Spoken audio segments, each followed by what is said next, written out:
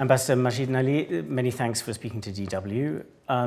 Donald Trump has said it repeatedly that he offered the Iranians the chance to talk, but after 60 days expired, there was still no response from the Iranians. Why did it take the Iranians so long? Why did they not respond during that time frame? You know, first of all, Iran was in favor of diplomacy.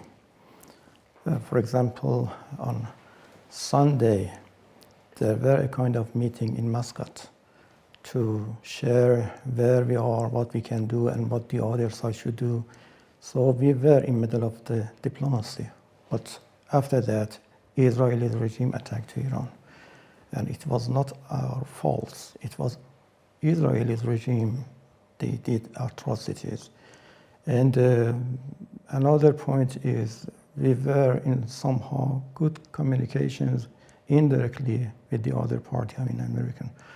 But it is on behalf of Americans, they did some wrong step, and I think it was a main element that the other side is not so active to do in benefit of peace or in benefit of resolving any disputes, questions, or something like that. I mean, of course, Iran has faced accusations that it's been trying to spin out a process of talks, but I want to get to the whole nuclear issue very shortly. But I first want to address some concerns that we're hearing from within Iran to you, that the repeated shutting down of the internet, for instance, is making it very hard for Iranians to get information that they need in this situation. Why do you keep shutting down the internet? It is not a matter of normal life and condition in Iran. It is a war. And when there is a war, a kind of connections among internets can make a kind of problems in terms of stability. There are certain evidences that Israeli regime, by use of that opportunity or that possibilities in terms of internet, they did certain atrocities. And it is normal that during the war, there should be a kind of proper mechanism in terms of internet, but it's going to be finished. But your own people are suffering from this, that they're not getting access to information. But their life, it is much more important, the other aspects. And having connections and internet or etc. can bring some problem. Because of that, there are certain limits, and it will be finished when the weather is going to be somehow in a calm situation. The weather will be sunny. I mean, there's also been complaints. Our sources in Tehran have said that, you know, roughly a third of the people have left the city of Tehran, but those who remain feel very vulnerable because there are not the kind of bunkers that people in other countries such as Israel have in order to protect themselves. Why is Iran not providing that kind of protection to its own people? They are metro, they can use it, and I think it shouldn't be a serious problem. There are certain questions, but in general, there is not a serious problem for that issue. Well, we're hearing differently from people in Tehran, but I want to talk now about the diplomatic situation. Your foreign minister has been in Moscow.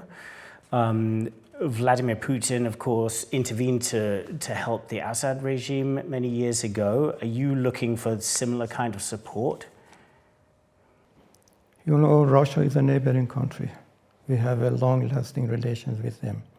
And having a kind of consultation with different parties, as we have a kind of consultations or talks with European foreign ministers like E3. So it is normal we should have a kind of talks with the other. But, well, Iran provided Russia, for instance, with a large number of drones to use in its war in Ukraine. Are you looking for a kind of a quid pro quo there? Making a connection between these two issues, I think, is not right. In terms of drones, it was because of our military cooperation before the war in Ukraine. So connecting that to the other issues, I think it is not good. Well, it's not the information that we have, and providing drones, of course, to an aggressor such as Russia, I think is very relevant in the eyes of the international community. I've told you, having a good relation with neighboring countries like Russia, military cooperation, different kinds of cooperation, it is normal because he is as a neighbor of Iran. But making connection between these two issues, I don't think it is relevant. I mean, we've seen So very recently, Iran and Russia signed a strategic partnership which talked about matters of defense, but was not an alliance committing both sides to come to each other's defense. But Iran is still interested in getting Russian air defenses, for instance. Do you see any way in which the Russians can help Iran militarily under this situation? I'm not in a position in that issue where we are. But the point is we have a good relations. And in that issue, so we can have a kind of exchange of our views, what we can do for bringing some kind of calm situation toward the developments that we are facing. Would you look to Russia, a nation that is invading Ukraine, as a source of calm? No, I'm talking about recent problem in our country, attacking by Americans and Israelis. And you know, this is for the first time that, or among a few cases, that one country like America, holder of the nuclear weapons, the other side with with huge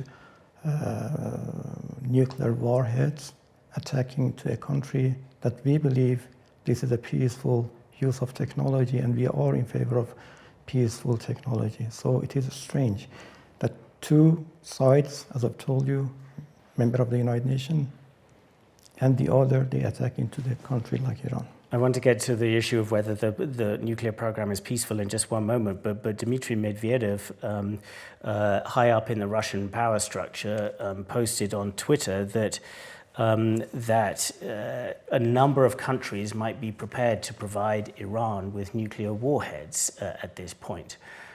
Is Iran interested in that offer? Is that an offer that the Russians have made to you to provide you with warheads? It is up to them. We don't care about that kind of issues or talking. This is their interpretations. Iran is not in favor of nuclear weapons at all. Well, let's get to that, because the IAEA says that you have built up a stockpile of more than 400 kilograms of 60% highly enriched uranium. This is very close to weapons grade. Why did you do that?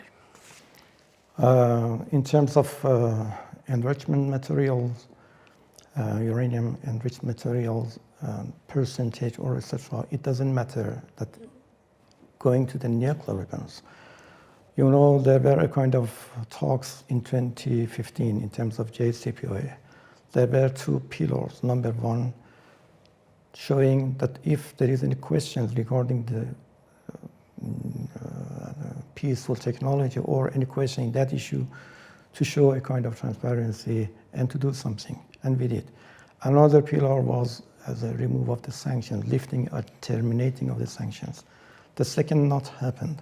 After Mr. Trump the first, who left JCPOA, there were a kind of stopping in terms of commitments by the other parties, while we did our job very well. So it is normal if someone would like to stop his commitments, the others should do something like that. But it doesn't mean going to the nuclear weapon. Well, of course, many Western countries, many European countries would agree that it was a mistake by the Trump administration to pull out of the JCPOA. But still, this does not explain why Iran should so rapidly produce a significant stockpile, enough for 10 nuclear weapons by some assessments, of highly enriched uranium to 60%. As the IAEA says that Iran is the only non-nuclear weapon state in the world that is producing and accumulating uranium in this way, that it's a matter of serious concern. Can you please explain to me again, what is the purpose of enriching more than 400 kilograms of highly enriched uranium? I've told you, having enrichment material, uranium enrichment material doesn't mean nuclear weapons. But you're the only country in the world that is not a nuclear weapon state that is doing that. You can take a look to what Mr. Grossi recently mentioned in an interview with Sky News. He mentioned there is no any evidences that Iran is going to the nuclear weapons. So if you can take a look at this part of the issue, it is very important to consider it well. So nuclear weapons from our point of view, it doesn't have any room in our defense doctrine. You know, when Saddam attacked to Iran by chemical weapons, we didn't retaliate at that time. Why? Because of history, because of civilization, because of religions. The same applies for nuclear weapons. We are not in favor of nuclear weapons at all. But that's the problem is that you just don't have the credibility. For instance, the IAEA is saying that Iran has repeatedly either not answered or not provided technically credible answers to the agency's questions, that it has been sanitizing undeclared locations. This is all from Mr. Grossi, who you just referred to. How can and this impeded agency verification activities, how can the world trust you when you are scrubbing the evidence? Again, please take a look to what Mr. Grossi mentioned recently.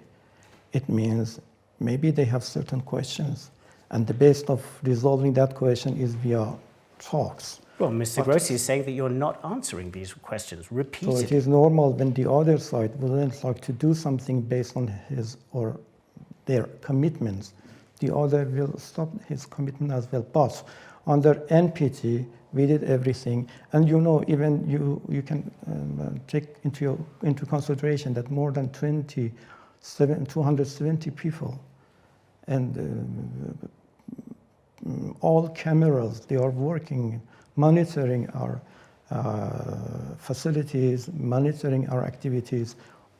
Still, regarding that issue, there is no any evidences that Iran is in favor of nuclear weapons. But the IAEA is clearly losing confidence. Here's another quote, that Iran has unilaterally decided to stop implementation of modified Code 3.1. So that is something that requires states to report new nuclear facilities, that it has stopped implementation of this, and that this has led to a significant reduction in the agency's ability to verify whether Iran's nuclear program is genuinely entirely peaceful.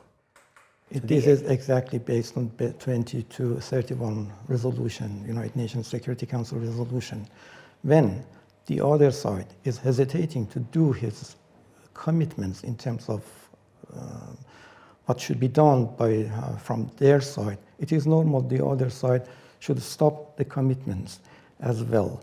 And that code is under the 2231 Security Council resolutions. But you still haven't explained what this stockpile of 400 kilograms of highly enriched uranium because is for. Because no one can say under the NPT you don't have the right to have that kind of enrichment. But why not just abandon this effort? I mean, this whole question would be neutralized if you were not ramping up enrichment to this extent. Just stop enriching the uranium, dispose of the stockpile, and the situation is very different. It is very clear and very good example and reason that's why we would like to have nuclear technology, peaceful technology, and mechanism related to that issue. We have enough minds. We have scientists. They did their job very well in terms of technology, in terms of enrichment. So we didn't borrow from the other parties to take it and to allow very easily to remove, because this is a kind of dignity.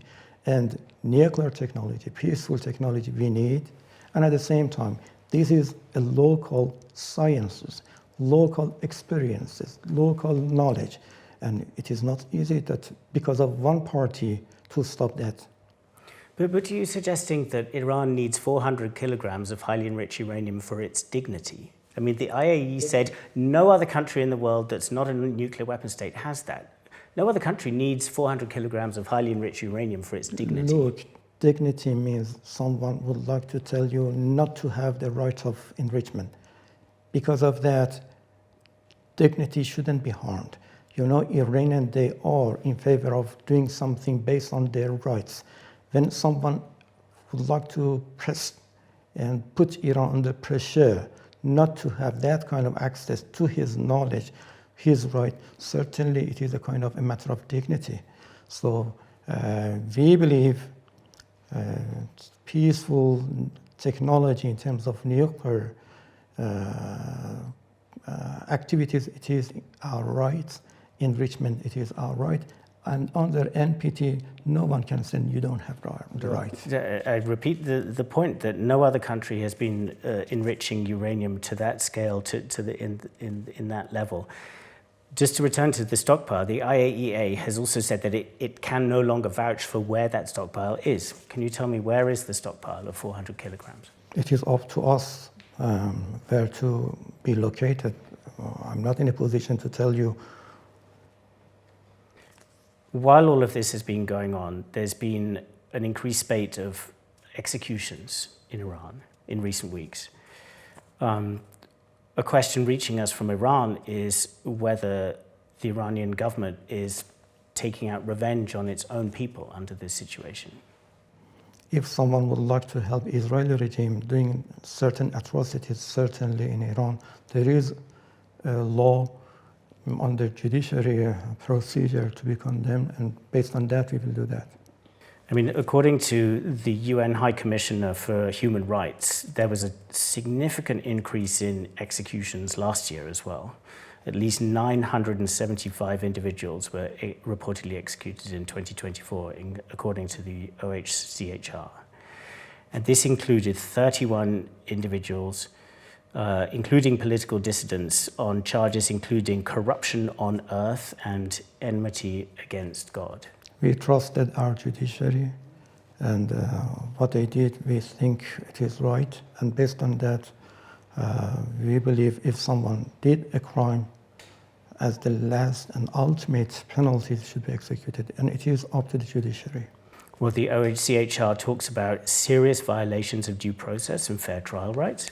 There's been a lack of transparency in judicial proceedings, that there's been a reliance on coerced confessions, and the denial of access to legal counsel. They can say anything, but the point is, we believe everything in the right direction. Judiciary is a trustable system in our country, so their verdicts, their decision should be respected.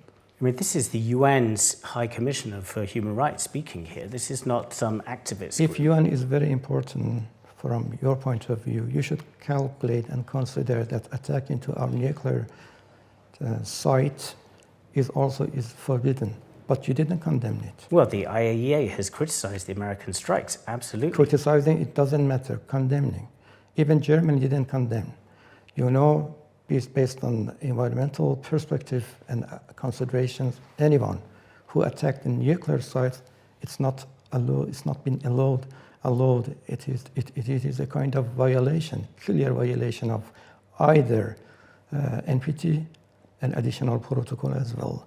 And unfortunately, there were any condemnation by the people who are in favor of the United Nations. So you disappointed in the German response?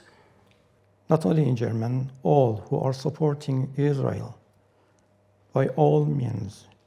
And we believe that kind of supporting is not, it doesn't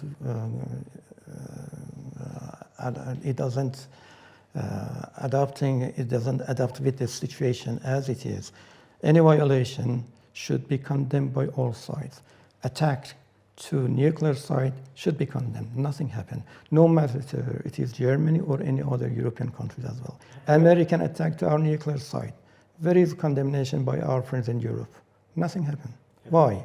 Have you considered that your feeling of isolation there is related to Iran's activities? What do you mean by isolation? Well, you just described the fact that European countries have not been leaping to Iran's aid, which is true.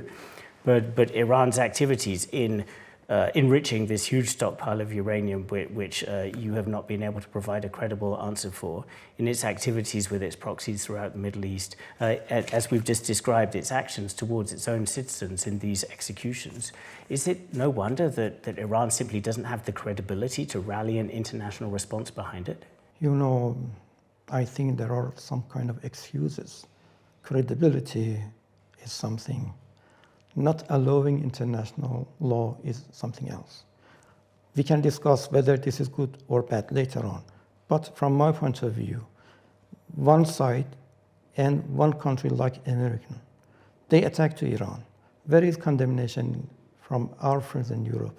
It doesn't matter isolation. It doesn't matter credibility. Violation of international should be condemned because, you know, if there is no any kind of condemnation, there will be a rule of jungle, and there is no any peace in the world.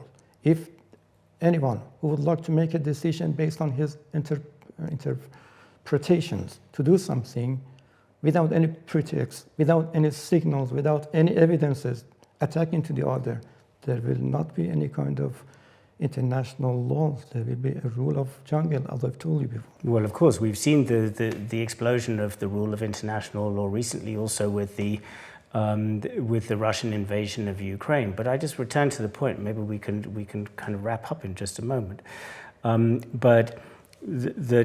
Is there any introspection in Iran that Iran, through this clandestine nuclear program, where it has not achieved to create any sense of trust in the international community, by creating a stockpile at high speed of 400 kilograms of highly enriched uranium, which is very close to weapons grade, that is the reason that countries are not coming to its aid? Again, stockpile doesn't mean nuclear weapons. And the second point, we were in the middle of the negotiation and talks with the other parties. We were in the right direction. I've told you, in Muscat, the meetings between Iran and the other side, Americans, indirectly has been set. But what was happened? Israelis attacked to Iran at that time. Prior to that meeting, what does it mean? They are not in favor of a kind of diplomacy. They would like to spoil diplomacy. And after that, again, we were in Geneva. My minister was in Geneva, had a meeting with E3 and plus Madame Callas. And after that, what was happened? The meeting was not expansion, not having a kind of expansion in terms of war, more war in our region. But what was happened? The main outcome of that meeting or any other led to American attack to Iran. So what kind of negotiation we should follow? What kind of diplomacy we should work? When there is no any outcome in that issues, I'm wondering whether diplomacy is good or not. Ambassador, thank you for your time today. Thank you. May I add one point? This is a history of Iranian. Under pressure, there will be much more united among Iranians. And it is very important to know we had huge history attacking to Iran while we didn't attack anyone. We defended our rights. It is normal. Iranian people, and in DNA of Iranian, there is a very clear motives that they are not in favor of attacking to the other one, but they will defend. And even for these circumstances, the Iranian, no matter what they believe, most of them, they are in a very united front against any kind of aggressors, no matter from Israel or Americans. I think a lot of people listening to that in the region would think, well, Iran has done a lot of its fighting in recent decades through proxies, whether it's through Hezbollah, whether it's through the Houthis, whether it's through groups in Iraq or Syria. They will find perhaps your comments there hollow, Mr. Ambassador. But thank you very much for your time speaking to DW In terms today. of people in the region, they are home. They should make a decision for their own. So if they prefer to do something, this is their decision. Making a connection among these different elements, I think it doesn't work well. Mr. Ambassador, thank you. Thank you.